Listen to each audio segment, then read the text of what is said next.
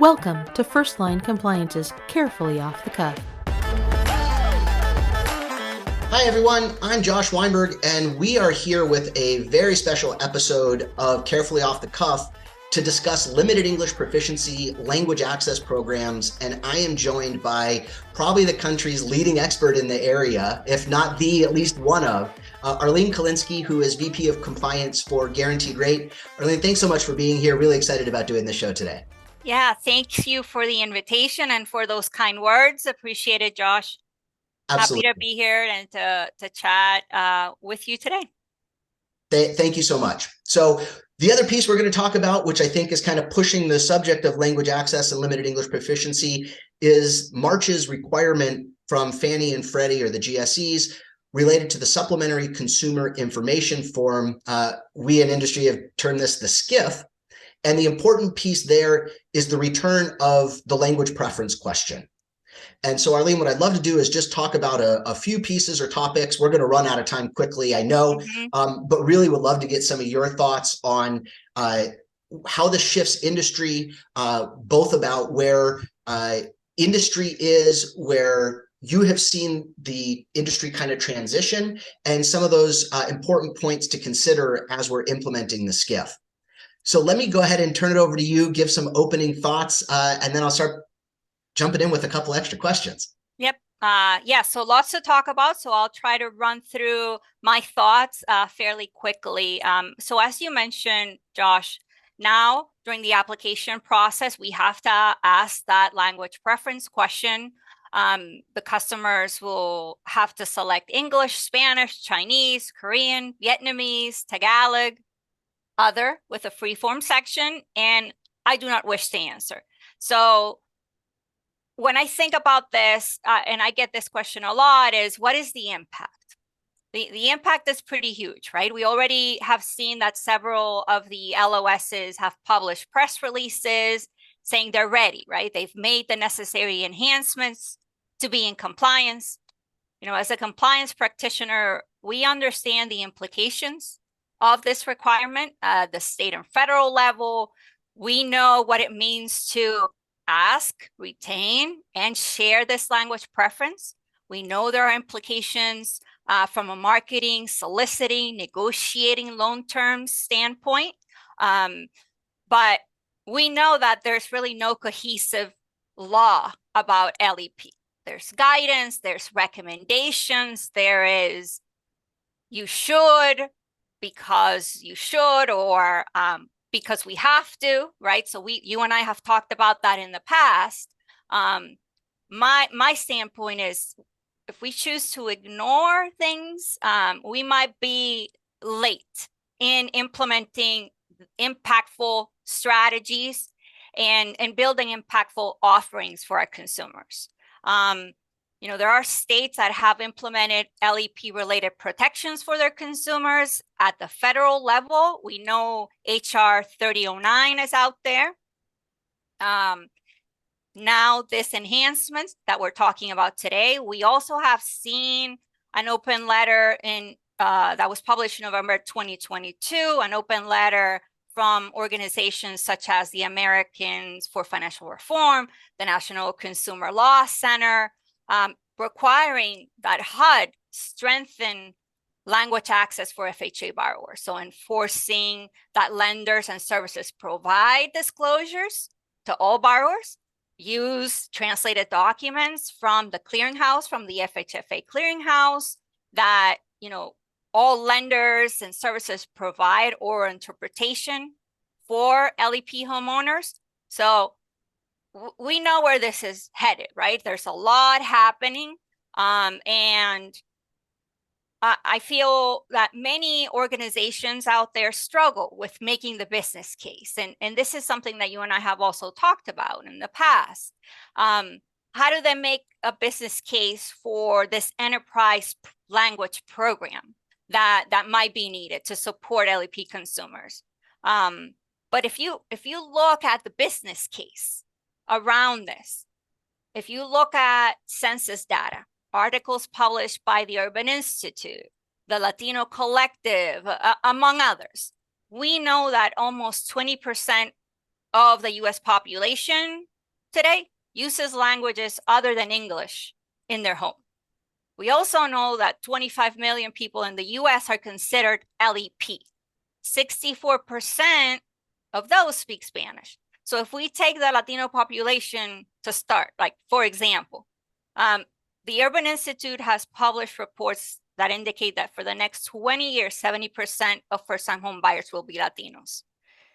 Right now, if the US Latinos were an independent country, their GDP would rank 5th in the world, surpassing countries like the UK, India, France.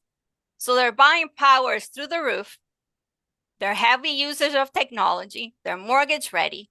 So, Latinos are a diverse group, but one thing we know is that even those that are bilingual, fully bilingual, prefer to read documents and contracts in their leaning language, or trust companies that make an effort to provide them with services and tools in their preferred language or content that is culturally relevant to them.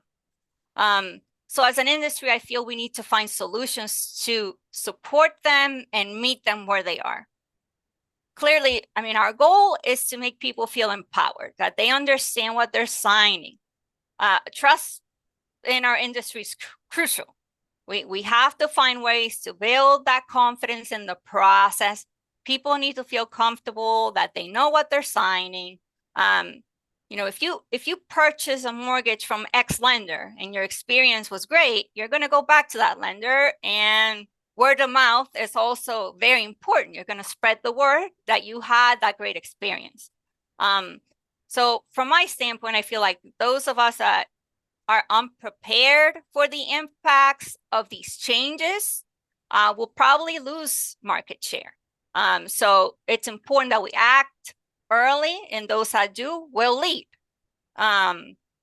Those companies, those of us that work directly with real estate agents to grow our business, we want to meet those real estate agents where they are. If the real estate agents support communities, LEP communities, we need to also provide them tools and services to be able to grow their business. So at Guaranteed Rate, we're very proud of the program that we have built. We're confident of our program. We're committed to serving all communities and have worked to develop our language access program and develop the infrastructure to support consumers where they are, right? Giving them this experience in Spanish from our digital mortgage application, our website, financial education tools, the critical loan terms in Spanish, customer-facing communications, and a centralized bilingual processing team. So it's a great program that we have built and in support of the LEP community. Now, you and I have talked. Let me just pause you just real quick. Yeah. That was amazing. And I was tempted just to let you go and not say anything about this whole podcast, because I think this is the information people need. I do just want to kind of recap a little bit, because the phrase you used, I 100% agree with. We're at the point, and unfortunately, I think the mortgage industry generally doesn't change unless we have to, even when we know it's good for us. Yeah. So TRID was one example. E-closings and the pandemic were another. I think given the socio-demographic makeup and the shifts, to your point, groups like the Joint Center for Housings at Harvard, Urban Institute, Census have all shown that today, household formation and population growth for white non-Latinos has actually turned negative. Yes. And all growth, both in population and household formation, will come from people of color. You gave the statistics, Latinos clear and above in that pack, followed by Chinese, and the only group higher than Latinos are multicultural. And I actually love to see that, because now we're going to see people, the paradigm has always been, well, do I need English and Spanish? Now maybe, well, I need English, Spanish, and Vietnamese, or English, Spanish, and Chinese. Yes. As industry has shifted and we've looked at this paradigm of, well, do I have to or should I? That gap is getting smaller. The should I has been there for a long time to meet these growing demographic needs. We talked about it, that right now as we talk, the origination pie is shrinking. What do lenders do to get a bigger slice? Right. There are borrowers out there. We just are no longer at the low-hanging fruit. Right. So we've got to climb those trees to find the borrowers who want the loans. They don't look like the borrowers or sound like the borrowers we've been talking to.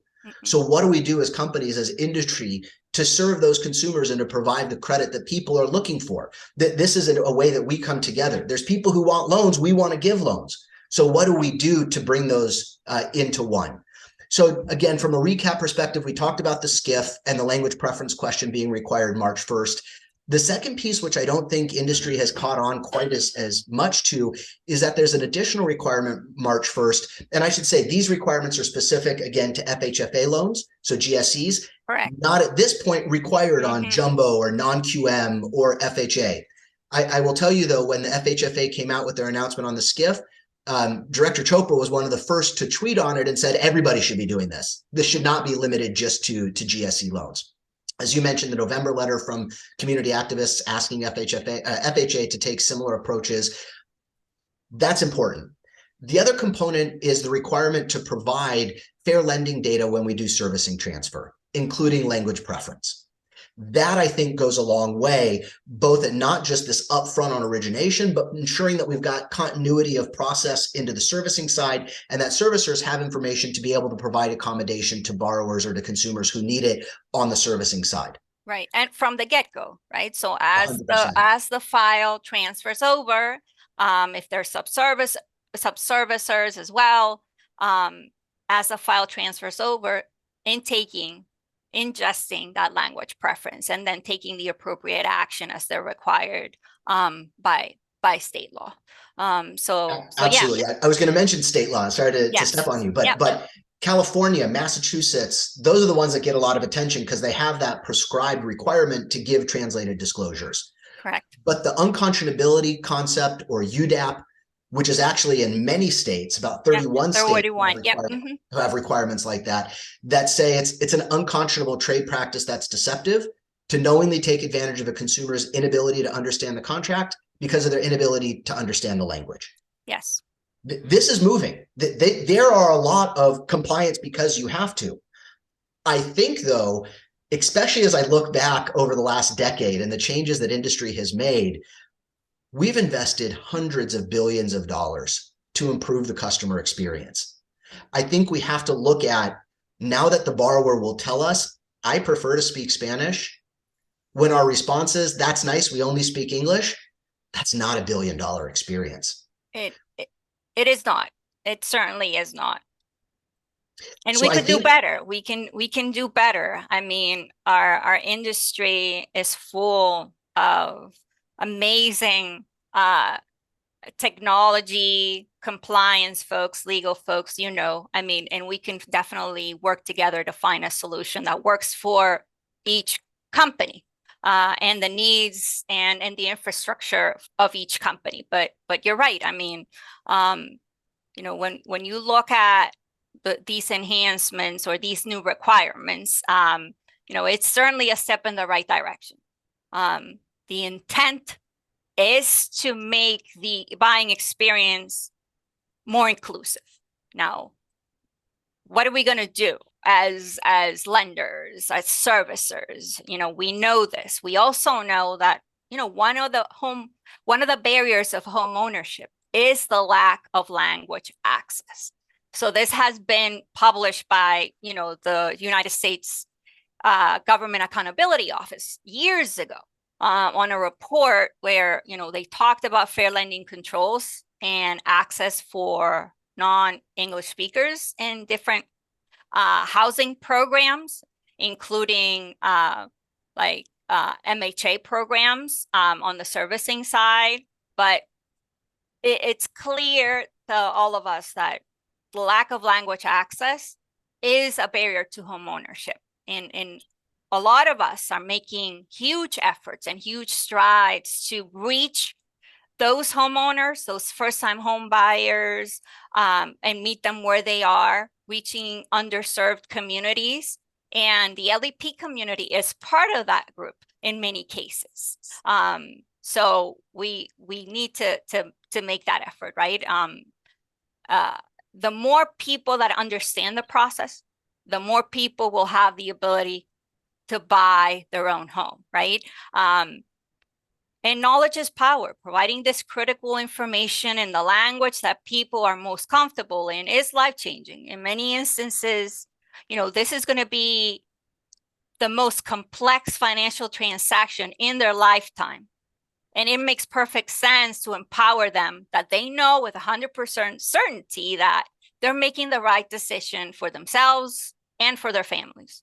I think just as a quick point, it's a well-known sales strategy. Trust sells. Yes. When people trust the person they're talking to, they go back and they tell their friends. And I think we've discussed, particularly in the Latino community, they tend to be pretty active on mobile and on social. Yes. And so good or bad, they're going to share their experience. Mm-hmm. So there's 2 points I still want to cover, and we're going to run out of time really quickly. One is, can you give us some tips or pointers or ideas? How do we implement? How do we get from we'd like to do it to actually do it? And then I'd love to hear a little bit about how it's worked for you. How implementing your guaranteed rates language access plan and services, if it's been effective, if it's worked, if it's been successful. Mm-hmm. Yeah, absolutely. So I'll tell you a little bit about how do we accomplish it? How do we build our language access program? One, with a lot of grit, with passion, perseverance, in Spanish, compasión y perseverancia. That's how we did it. We reviewed the CFPB roadmap. We reviewed it inside and out. We don't have to do it all at once. They were very clear on that. You don't have to do 10 languages all at once. They were very clear on that. You just document your rationale, document your journey throughout the process. They want you to do something. They want to understand why you did it. So it's important. Documentation is key. Another thing is making sure that you have a 50-state assessment that outlines what are the true requirements of each state, and how that would impact the business if you were to stand up a language access program. You obviously need buy-in from the whole organization, because a true enterprise-wide language access program touches all business units, from HR, operations, technology, training, communications. Everybody needs to be engaged. Everybody has objectives within the project. Remember, everyone is working for the same goal. It takes performers with grit and determination to help drive the program. When you get that buy-in and people are invested in the process and see that what they're building goes beyond drafting a new procedure or going through a business requirement document or writing a line of code, when they see that the work that they're doing is changing lives, is changing the industry, you're off to the races after that. I couldn't agree more. I just have to give you kudos for that. And we've talked about it, the way that different parts of the organization were involved and the way that you gave investment or ownership into the project seemed like it really made a difference, both in people wanting it to be successful, and then once you rolled it out, how everyone was able to celebrate together. Yes, absolutely. And they did. And we did because it was a huge accomplishment, and everybody felt like they were part of the team. Our teams were resilient throughout our journey, and our senior leaders as well, and they were supportive. Having also the last thing is having great partners, subject matter experts externally that will help us, guide us, support us as we build the program. And leveraging those partnerships is key, and leveraging, understanding if a vendor is needed, what they bring to the table, and definitely developing relationships with them as well to grow your program and make it stronger. I think it's a great point, and particularly to the concept of translated disclosures. Mm-hmm. To meet California, Massachusetts, I think to water down some of the risk of those UDAP and unconscionability risks, providing native language disclosures seems like it's becoming more of a must. You mentioned HR 3009, which actually passed in the House back in June of last year through the racial equity package. Unlikely at this point it has a companion bill in the Senate, but it's a telegraph bill. It shows the direction, the intent of that Congress. And I think when we see the letter from the community activists to FHA, the direction again is becoming clearer and clearer, more and more move for those types of requirements or accommodation. And so finding folks who can provide those, I think, is really important. Yep. If we could, let's pivot now. How'd it go? How are you guys, how's it going now that you've launched? Are you seeing success, lessons learned? We are seeing a lot of success. We are seeing a lot of success with our real estate agents that our loan officers work with day in and day out. They love the program.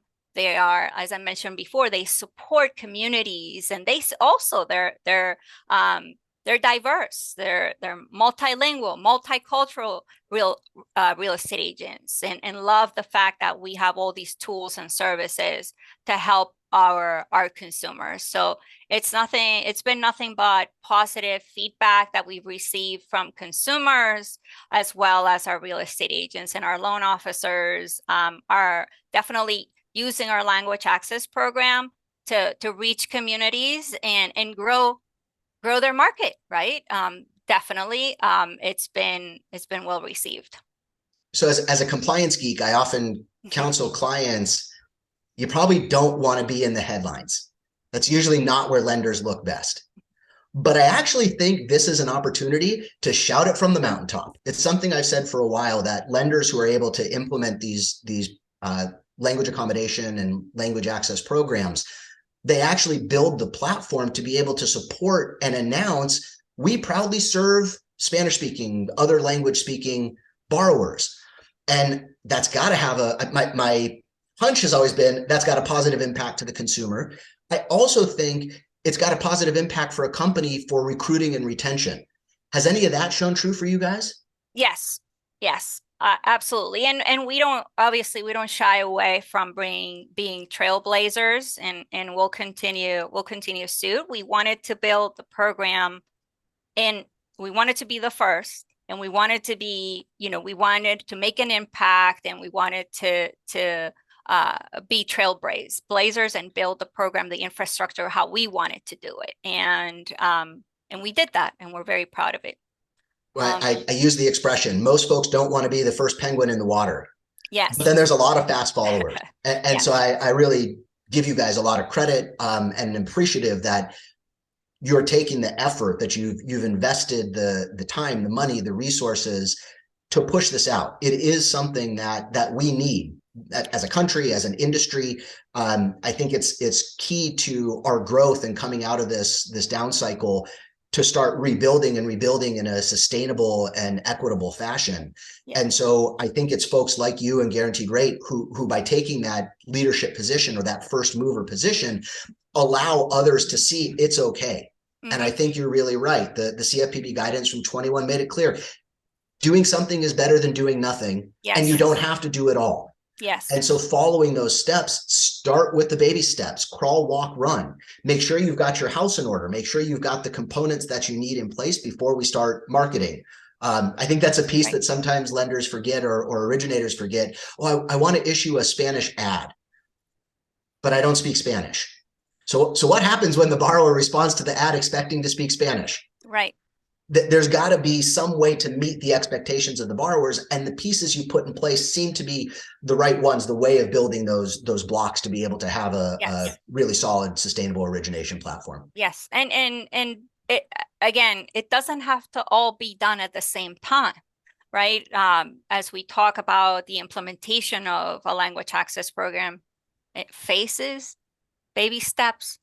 There are things that need to go together, but there are other things that don't. So analyzing that to make sure that you're still compliant with federal and state laws, as long as that is happening, the technology can move in phases and the build out and the rollout as well. I had a mentor years back that said to me, the risk of doing nothing sometimes is greater than the risk of doing something.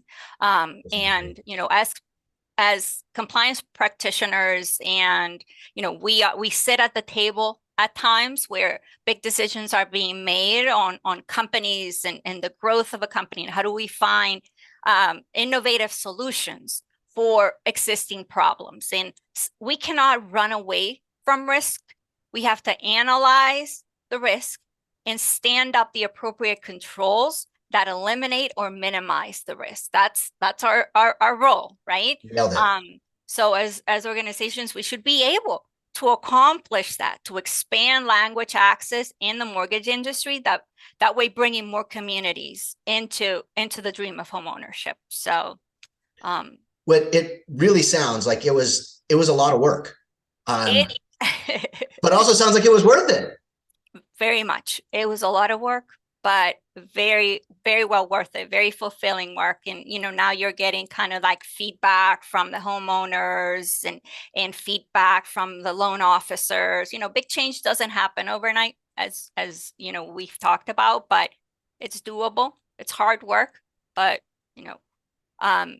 somebody has to do it. And in order to change the industry for the better, we need to keep chipping along and getting it done. Well, look, personally, professionally, thank you. Thanks for being on the podcast. Thanks for doing the work. Thanks for carrying the torch and being kind of the flag bearer to really push this across industry.